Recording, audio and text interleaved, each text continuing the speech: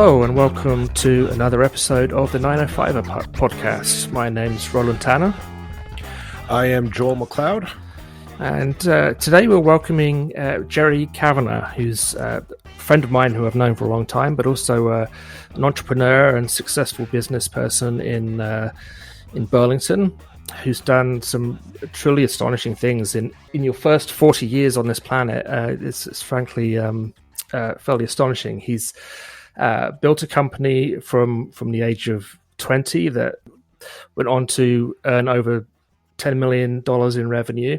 One of the 14th fastest growing companies in Canada in 2012. And he was the youngest CEO in one of the fastest growing companies in the same year. He worked with Canada's snowboard Olympic team at the 2010 Olympics in Vancouver in Canada, and was part of that team that actually brought home a gold medal that year for Canada's JCJ Anderson.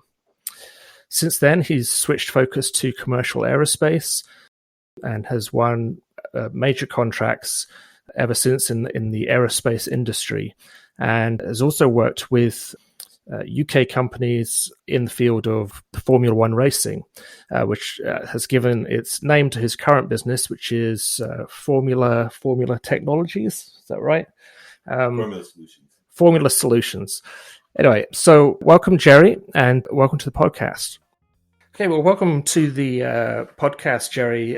Great to have you. I've obviously known you for a long time now, about a decade or something, and Gerry, for what it's worth, lives right across the street from me, so it's a very convenient guest to have, and actually in the same room today for only the second time doing an interview with someone in person, so it's a very neat experience.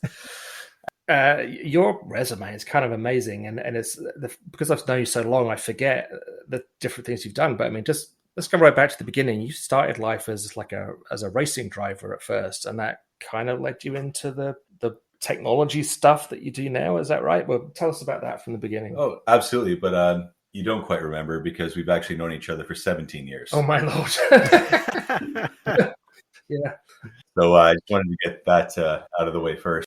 So, I mean, as a child, you were seriously into motorsports and stuff like that, right? You was it Formula? You were doing the karts and all that kind of stuff, and that's kind of carried through into your career now, hasn't it? Yeah, well, absolutely. I mean, when I was sort of 8-9 years old, or 10 years old, I was really into aviation, and that was my sort of first love. I wanted to be a pilot, and we didn't know any pilots with their own planes at the time, and so didn't have a lot of access to it. And I just one day down at actually Lakeland go-karts right here on the beach strip. That was the first time I ever got in a go-kart, and I didn't sleep that night. So my dad was a motorcycle mechanic and go-karted when he was a teenager, and I said, hey, I want to try go-kart racing, and that set off a big chain of events. And I mean, you were just telling me the other day, I mean, you went a hell of a long way with it, because you got to the point where you were dealing with sponsors and actually interacting with the federal government at the time when tobacco sponsorship was being outlawed and things like that. So you were right there. I mean, it's a hell of I've learned in recent years, it's a really challenging sport to get anywhere because of the costs that are involved and But from there, when I first met you, I mean, we met at, of all places, like dragon boating. We used to both go dragon boating with a team in Toronto, and you were involved in that sport. I mean, I guess that was one of your first business ventures, was you were making a new type of paddle for dragon boating. And I mean, just tell us about how your first business kind of got going and how that has got on from there. Well, the first business got going, which was Apex Composites in 2001. That was my just after the last year of racing cars, which was Formula 1600.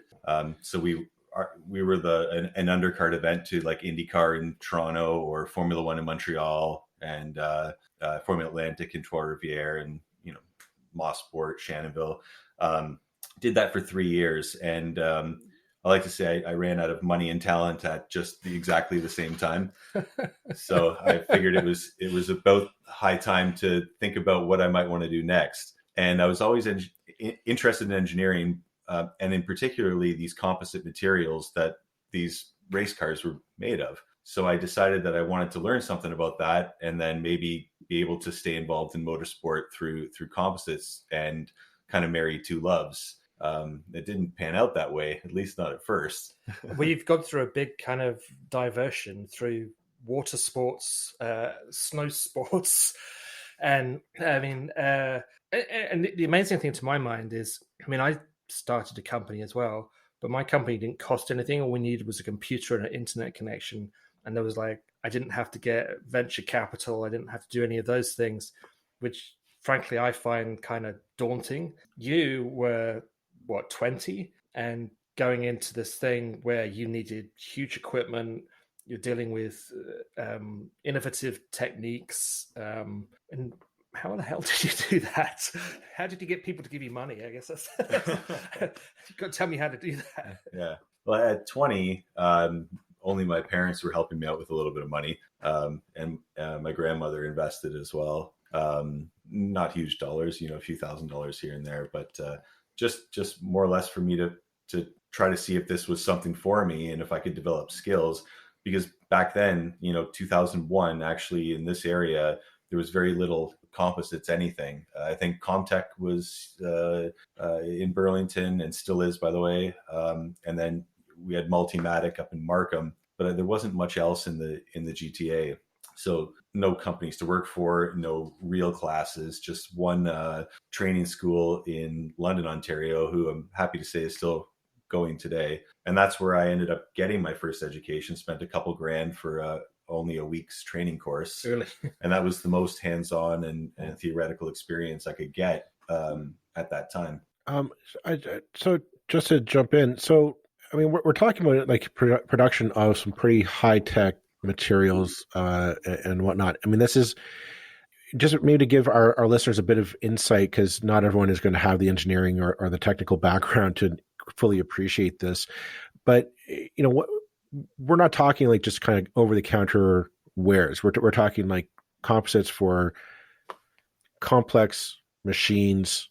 Like this is kind of the cutting edge of future building materials for vehicles, aerospace, kind of the vehicles of the future, if I can be so bold. Would that kind of be the same, the kind of feel sorts the layman might understand? That's correct. I mean, it's carbon fiber, thermoset technology that we use.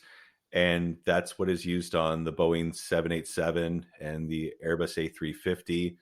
Those are, commercial aircraft that probably a lot of people have flown on, and they're made out of these very same materials. And so what FSI does is we use these high-tech materials and we shape them into engineered structures for those types of aircraft. So, I mean, this sounds kind of like the industry of the future. Like this, as we had on last week Flavio Volpe from the Auto Parts Manufacturing Association for Canada, and we were talking about manufacturing the next generation of cars. We're talking generating the next generation of airplanes, trains, automobiles. No pun intended. Like how difficult is it to stay on that cutting edge, to stay one step ahead and kind of predict what the future market is going to need, or as a matter of predicting, or are you kind of deciding, nope, this is what the materials of the future is going to be, or the cars of the future and the trains of the future are going to be made of? No, I think you have to keep an open mind. There's no silver bullet to anything, and there's no one solution. Just because these are so-called high-tech materials and viewed as the wave of the future, and for a large part of our current day, doesn't mean you have to fall completely in love with it and can't look at anything else. When it comes to FSI, Formula Solutions, myself and the team that I've put together, we're really interested in providing solutions to our customer. It's not like this is what we do, we're going to try to sell it to you any way we can to to try to convince you, because if we're not convinced, then we're not going to convince you. So it's about solutions, and it's about a collaborative approach. And when we have customers, and we call them partners, that we are able to build that trust with, then the benefits of the relationship are just way better on both sides. It's win-win. Back when I first knew you, you were making paddles, which are, I guess, by the standards of what you're doing now, are relatively simple, although they looked really nice. I remember the expensive ones. And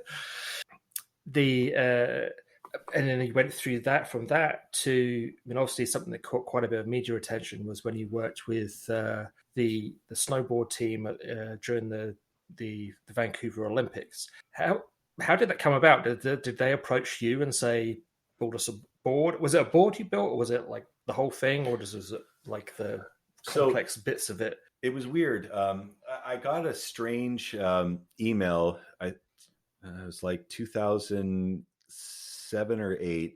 And apparently someone found me on Yellow Pages, which even in 2008, it was weird. Yeah, that's what I mean. It's like there's still Yellow Pages, and it's 2008. From somebody who introduced himself as one of the athletes on the Canadian snowboard team, and Michael Lambert was his name, and he said, "I've got this idea I need for my snowboard. Can you make it out of carbon fiber?" I responded, I said, "Sure." And he said, "Okay, I'm in Europe right now. When I come back, can I come see you?" And I said, "Yeah, come on in." So he showed me what he needed, which was just literally a carbon fiber plate that goes under the binding, right, that replaced an aluminum plate. And we did a few little innovative things with it, and we sponsored him with it. We didn't charge him for it. And then he went to practice, or training rather, and the equipment manager saw it, and the head coach, Mark Fawcett, and said, "Who did that for you?" And then that's how we got in touch with Canada Snowboard directly, because they saw what we did for Michael Lambert. And I mean, we see carbon fiber things coming into a lot of sports. I mean, hockey sticks aren't made out of wood anymore. Paddles aren't made out of wood. Obviously plates that used to be aluminium are now composites. What's the advantage from the layman's point of view? What do they do that other things don't? Is it just they're lighter, or is it more to it? Yeah, so they're lighter. People say lighter, stiffer, stronger. So it's got a higher specific strength and a higher specific stiffness than some of these other materials, but it does come at a price premium. So when you're talking about deflection and load bearing capabilities for its given weight. And I want to say, like, what, given the experience that you've had with developing this for the Canadian snowboard team, and then for the F1, Formula One, aerospace, whatnot, like, what's it in your professional opinion? Like, what's the demand for Canadian expertise in these fields? Because you mentioned that there weren't a lot of manufacturers in the region, so I imagine this must be a bit of a niche market for customers to come calling or knocking at your door saying, "Hey, we want to do business." Yes, that's correct. There are not a lot of composite manufacturing companies in Canada that are in the aerospace business. You have some really big ones like subsidiaries of Boeing and things of that, and like Airbus. But any sort of independent, privately owned companies, there's little to none. So, is that a case of Canada falling behind the rest of the world, or is it just it's so specialized that you don't get that many anywhere in the world, or is it? Well, you do. So this is an interesting thing, and it's kind of led me down the path that I'm on now with how I see the world of aerospace composites and the potential there is being a experienced composites engineer and even an experienced composites technician. You need years, and you need a lot of different projects to build experience. And in Canada, as I said, very few companies, so therefore very few engineers and very few projects to hone your skills on. And what's interesting is that Formula One in the late 1970s, based out of the United Kingdom, the teams there started adopting aerospace technology above and beyond these aluminum honeycomb panels to now this exotic carbon fiber. And they were getting the expertise from some aerospace companies at the time that had spent a ton of money developing it and were able to learn from them. But the interesting thing about Formula One is that it's not about making money. It's about how much can you spend to perform the best, and it's bragging rights. So a lot of money gets spent. And how can you spend money? How do you go faster? Develop your car more and faster, more engineers. So what ends up happening is you build this country of excellence or region of excellence based on this competition. It's funny. I mean, I've been learning a little bit because of you in recent years about, because you think of Formula One, you think big gas engines. This is almost like a sort of, you could say, and I'm only saying it because I know it's kind of inaccurate, that this is an industry that's going away because it's just all based on oil and all these things. But I mean, the things that say Formula One has developed over the years are now not just being used in electric cars, say, that are coming along, but are being used in other fields. I mean, they're like Williams developed a whole separate kind of way of storing power, which is basically have a big spinning wheel. I don't know what the technical term is. It's like a flywheel. Yeah, which seems like an amazing thing, that you could actually store energy in your car with a flywheel. Yeah, I mean, I guess that's the kind of thing that we don't really have here in Canada, because those major sports or whatever tend to be in other parts of the world, I suppose. I mean, do you find like people who were wanting to go into a similar field as you would there be a strong temptation to sort of go abroad, or could there be a brain drain with people such as yourself who have expertise in these areas? No, I think that we need to. I think the opportunity is here. If this is an area you want to excel in, there's not a lot of competition right now, is what I'm trying to say. So if you want it really badly and you want to put the effort in, you'll have a lot of attention from a lot of companies. I just want to jump in, because what you're saying about just how you think of the technology be applicable in one industry in one specific way, but it clearly has multiple spin-off benefits for other industries. And I was thinking of, I mean, when people think aerospace in Canada, typically their mind automatically goes to Bombardier. And when the Bombardier canceled their airplane manufacturing capabilities here in Canada, people kind of thought, okay, well, that's just good riddance. They're just all they do is they get money from the government, and it's a waste of tax dollars, et cetera, et cetera.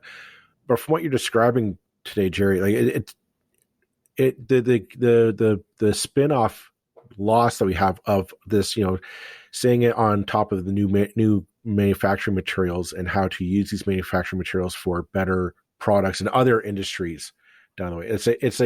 It was a matter of just being short-sighted in terms of Canada's part, like that we really don't have like a made in Canada aerospace industry anymore. I mean, everybody says since the Avro Aero went down, it's just been on life support and now probably dead. Are we at a detriment here in Canada because we just don't have that vibrant industry, and maybe should we start kind of jump starting it?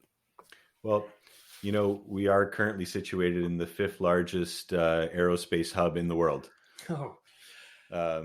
Okay, well, there you go. I just need to set the record straight. Thanks for proving me wrong, Gerry. It's a well-known fact. We are actually in a great space, a great place for aerospace. In specific, though, when it comes to composites, it's just not something. I mean, we do have various initiatives for promotion of composites and education in Canada.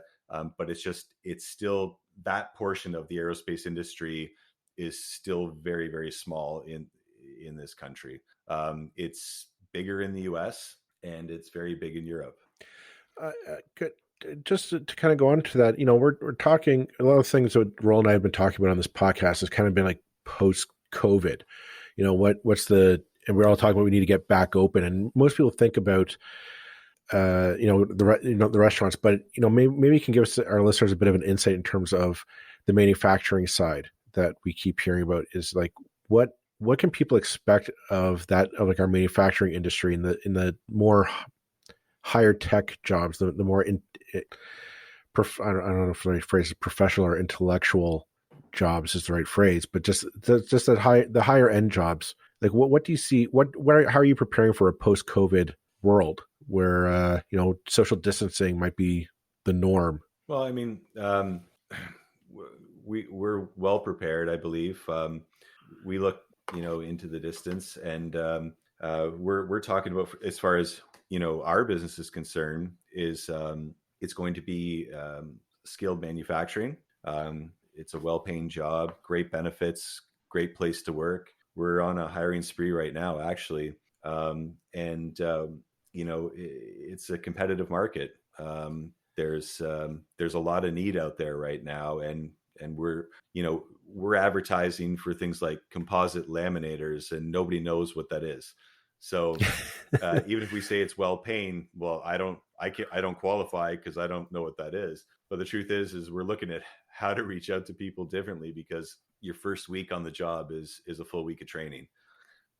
So basically what we're looking for is really good people with a great attitude and great work ethic that want to be part of this type of a company. And we'll train you and we'll show you how to do it. So how do you go about searching for employees for a job that nobody knows what it is? Yeah, it's a good question. We don't have the answer yet. We've tried a few different things.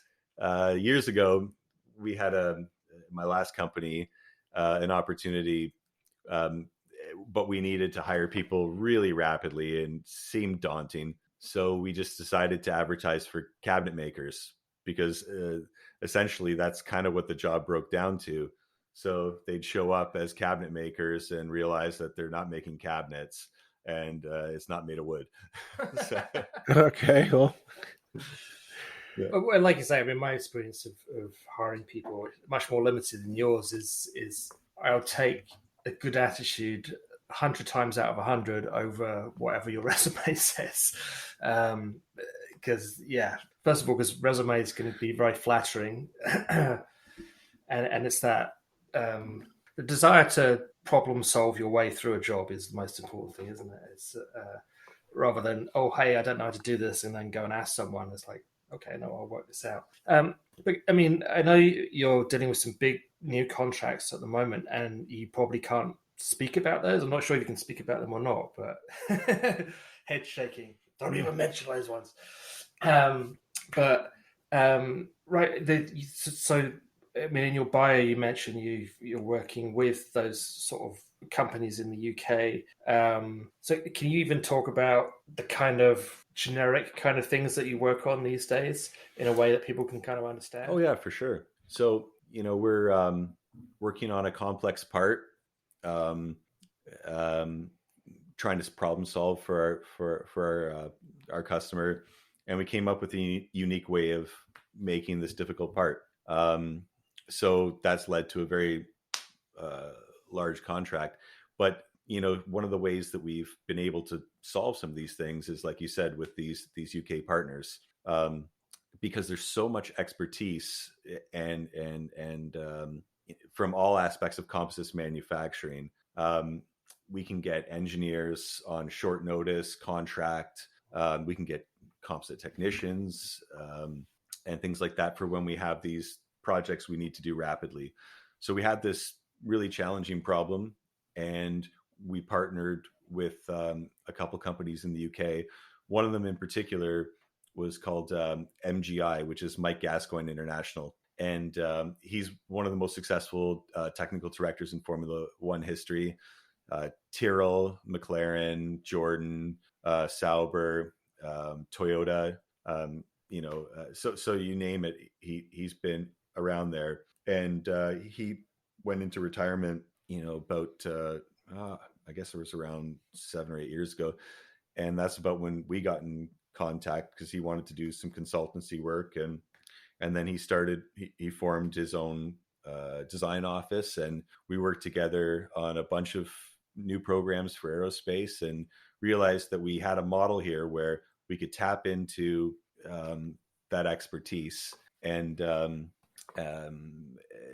use them as a contractor for us, instead of trying to build a huge engineering office where we then have to always keep that engineering office busy, with as hard as it is to get the expertise here in this area. So that was the concept, and I've been carrying it forward. Yeah, the great thing is, I guess, is you're now bringing that expertise to Canada. Your own staff are getting that specialism that used to be in another part of the world. So I mean, it's really impressive to see. I mean, I guess I knew you in the fairly early days of company number one, and to see how this is built and built and built over the years is it's incredible to see. And I'm just so impressed always with people who have the kind of guts to set out to do these things. It's so impressive. So, I mean, let's ask you one of those interview questions. Where do you see yourself in 10 years? Still doing what I'm doing, maybe a few extra weeks vacation, but yeah, no, I love this. It's what I love getting out of bed for in the morning to go build this company and find the next innovation and work with the team to take crazy ideas and make them real. And it's gonna, I don't know what it's gonna take to get that out of my system. So well, that's good to hear, isn't it? It's easy to get jaundiced by any job. Yeah, and in terms of you're a Burlington guy, just like Joel is, kind of born and bred, and you're still here. Do you find this a good part of the world to do what you do? I mean, you said you're this huge aerospace, and I guess the 905 really is. I mean, it's one of, if not the engine of Canada, really, isn't it? I mean, we're such a big part of the population lives here within such a relatively small area. Do you? I mean, the 905 is growing all the time with larger populations. Do you see it staying a kind of center of innovation, or is it, if someone came along and said, "Hey, what about doing this in some other part of the world?" Would there be any advantages to that, or would you say, no, this is about as good a place to do this as you're going to find? Yeah, I'd agree with the latter. And this is what we're doing with FSI. What we really want, and the board of directors wants as well, is to build a world-class, highly automated facility. Of course, you still need lots of staff, but well-paid staff, well taken care of, and a great environment to work in, to the point where that if you said we're going to take this to a low-cost country and you do the cost-benefit analysis, you'd say absolutely no way. So we're offering the value to the customer, and we're offering the value to our shareholders, and it's win-win, and we try to take that element of the competition away. And there's a really interesting point you made there. I suspect Joel was going to make the same one, which is that Canada, we're not going to compete with China on wages, but we're not in the same game. We're in the expertise, the skilled workforce game, and they're in the cheap game. And we don't want to be competing with them. We want to be competing on this highly educated workforce, skills that you can't get in other places. And I love hearing from someone such as yourself saying, we want to pay people really well because we want them to be doing the best kind of work. And it's, that's such an important lesson, I think, of what Canada as a our competitive advantage. We're not going to be the cheapest. We're going to be the best, and I think that's that's a key sort of lesson I feel of the current times. Joel, were you on this? I was going to touch on that as well because I thought that was interesting, mostly because and I guess in the public's mindset, the common thought is business. You go wherever the cost is the cheapest, which would mean, as Roland said, you go to China. The thought was you used to go to China to get cheap labor, but I think the Chinese are actually shipping their labor off to Africa and Bangladesh, actually. So we're a little behind the ball on that one. I guess from your perspective, like, can you ship off what you're doing to a low income country just for the cheap labor? I mean, it sounds like you're dealing with some pretty. You need some skills to be highly, to know how to handle the material and to shape it to the customization that you need. Is this kind of like the industry of the future that Canada needs to embrace and nurture? Oh, I absolutely believe so. So again, the whole point of this is that we are motivated to produce in Canada and produce here in the 905. So we're designing the entire solution based on making it uncompetitive to take it offshore. It would be cost neutral at best, and at worst, it would be an epic failure. And that's the way we look at things. If somebody can do it cheaper somewhere else just because you pay somebody less, then that's not something we're interested in. Here to that. Well, I think, Gerry, thanks so much for joining us today. I think it's fascinating to see. We've just, the last couple of weeks, sort of speaking to yourself and Flavio Volpe, really interesting insights into industry in the 905, and a whole side that I think I fully admit I'm completely ignorant of, and because it's just like we don't move in that world, and yet it's on our doorstep, and we're surrounded by all this incredible innovation, and it's good to see, and it's particularly good having to know actually someone who's done this over the last 20 years, and see you being such a success, and really a proof to anybody listening, any young people who want to start up a business. It's like, go do it, because I think the main qualification is sort of courage and a good work ethic, I guess.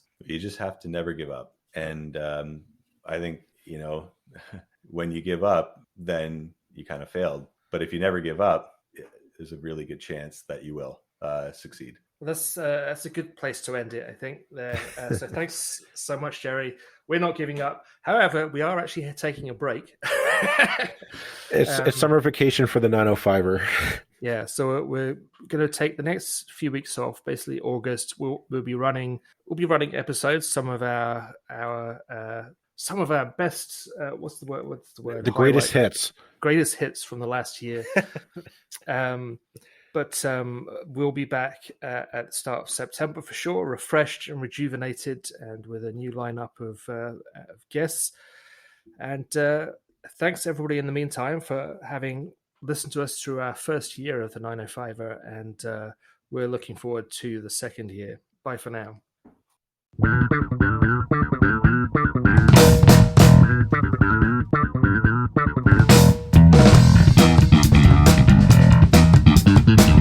That's it for this episode of the 905er. Thank you for listening. As always, you can send us your feedback, thoughts, and concerns, or ideas for future episodes to our email, info@905er.ca. We love to hear from you. You can help us keep the 905er going by financially supporting us through Patreon as well as PayPal. Visit us at 905er.ca and click on the support tab. As well, links are in the show notes for your convenience. Lastly, you can find us on social media. Search for _905er on Facebook, Twitter, Instagram, and LinkedIn. So long for now. See you next time.